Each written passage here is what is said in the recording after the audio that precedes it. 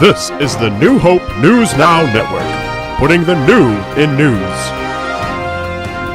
With headlines and Rita LaBoutit. Thank you for tuning in to NHNNN. I'm Ed Lyons, and these are today's top stories.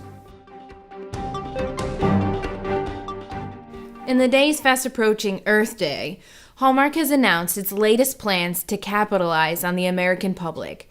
Earth Day, of course, is the made-up holiday in which we celebrate that we inhabit a planet by the same name. Hallmark's plans include introducing not one, but 7 new holidays in a celebration they are calling Week Week. Well, we celebrate Earth Day because we live on Earth, and it's a great place. But it got us thinking that it's a bit ironic that we have a day to observe the celestial body by which we observe the fact that days even exist. I mean, if the Earth didn't revolve around the sun, we wouldn't have days to even have an Earth Day. So we think days are pretty great. And why not celebrate the days within their natural habitat of the week? Details on the week-long celebration are still forthcoming, but Hallmark has stated that it will include observances such as Sunday Fun Day and Tuesday Day. Hallmark says celebrating the institution of the 24-hour day has the potential to be the most important holiday of all, because without the day as we know it, all other holidays would not even exist.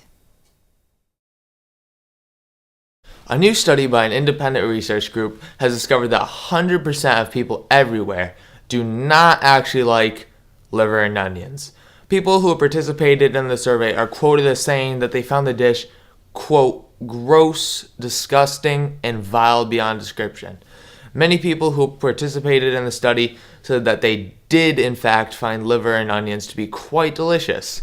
However, those conducting the survey concluded that those specific participants were, quote, lying through their teeth.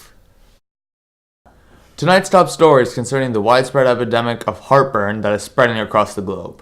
That's right. Reports have been flooding in from people who have said their hearts feel like they're literally burning with passion and freedom after encounters with a man who seemed to come out of nowhere. It all started when reports began to spread that Jesus of Nazareth had risen from the dead. As you may recall, last week we reported to you that Jesus was tried and crucified by the Jewish leaders of the Roman authorities in Jerusalem. Well, witnesses believe that they have actually walked and talked with Jesus in the days following his death, and he apparently left them with more than a few encouraging words.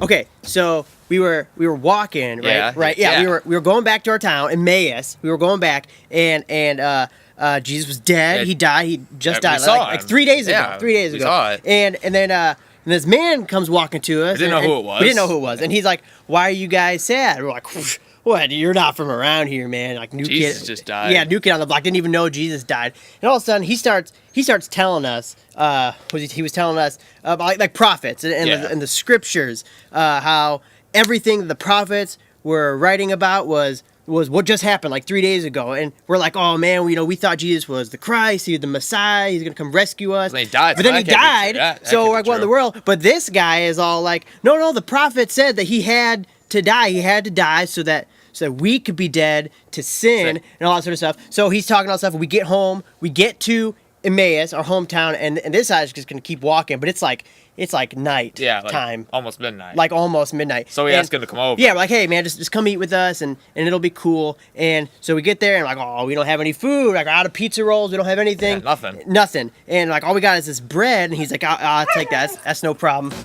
It's a dog. And then he thanked us for the bread. He thanked God for the bread. He broke it. He gave it to us. And then you're like, dude, that's Jesus. It's Jesus. And we both realized it. And he was gone. He was gone. But then I was like, magic trick. But then I was like, man, weren't our hearts like burning within us when he was talking on the road? Some like Jedi mind trick, so we didn't know who he was. Yeah, something like that. Well, as you can see, there are at least 2 people who are convinced that the man they encountered was none other than Jesus of Nazareth, and that he is the main reason for their severe heartburn. Reports like this have been flooding in for nearly 2,000 years now, and the number of victims increases every day. Authorities say if you develop symptoms of this type of heartburn, the best possible remedy is to share it with as many people as possible. Start by developing friendships with those around you and share with them how you developed this condition. Again, the remedy for this epidemic is not a quarantine, but rather to spread it to as many people as possible.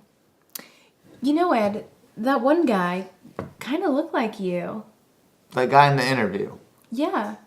We look nothing alike. Are you serious? He is your spitting image. You were exactly the same. Your mannerisms, the way that you look, the way that you Did walk. he have glasses? I don't know. I don't No, remember. he did not. Thank you very much. My personal touch. I'm not saying he was you. I'm just saying he looked like you. I don't see it at all. I think you need to get your eyes checked. I don't think those glasses are working. I think you need to get your eyes checked.